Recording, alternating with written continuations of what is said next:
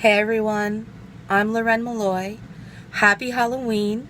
As you can see, I'm wearing Halloween makeup, and I thought what a great way for all of us to get into that Halloween spirit and celebrate the holiday than by me reading chapter 1 of my horror novel, The Very Devil Herself. So sit back, get a drink, relax, and join me while I read chapter 1 of The Very Devil Herself to you. Now remember, The Very Devil Herself and all my other novels are available through Amazon and Barnes & Noble in paperback and Kindle. Chapter 1. Darkness was always welcome in Whitechapel.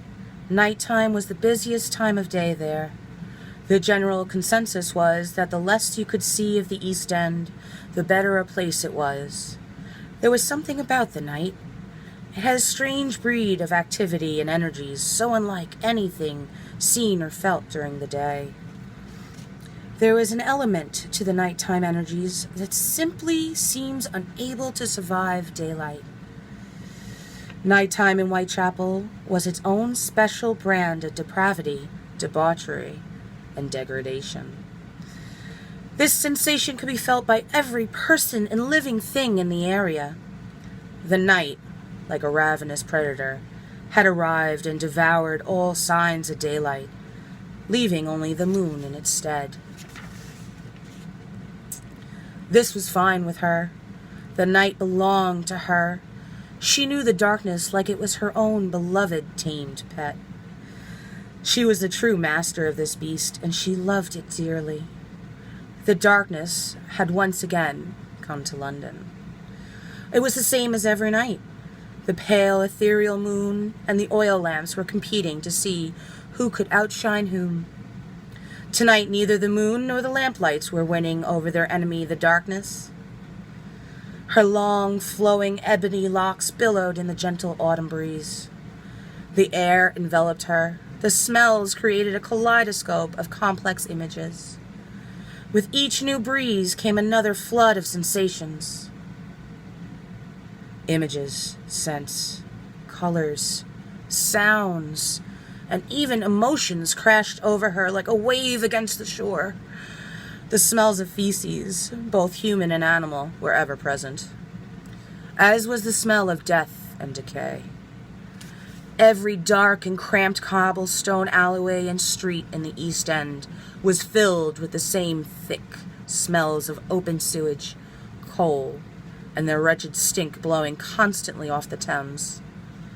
Dead bodies were a common sight, an awful scene piled upon the side of the road. Neither the living nor the dead were cared about there. These smells never bothered her. She quickly learned how to separate the common smells of London from everything else. As she walked along the cobblestone streets, she could make out where the horses had dropped their feces. No one wants shit on their shoes, she thought, as she stepped over another steaming pile, still warm on the ground, and stepped right into a puddle.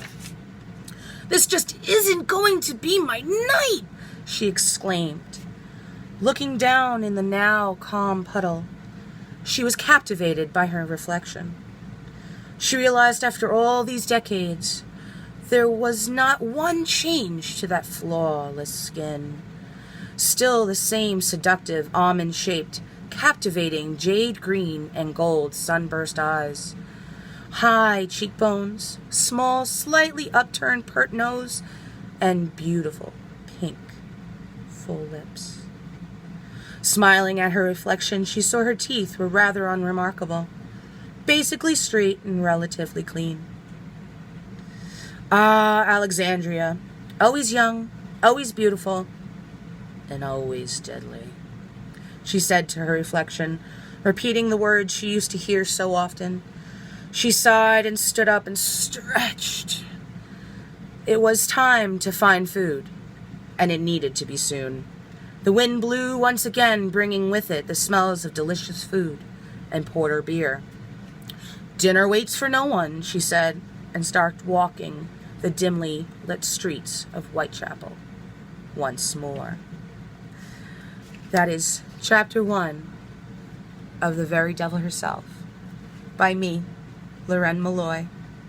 You can find this novel and all my other novels through Amazon and Barnes & Noble, through paperback and Kindle. Just look up Loren Molloy, LorenMolloy.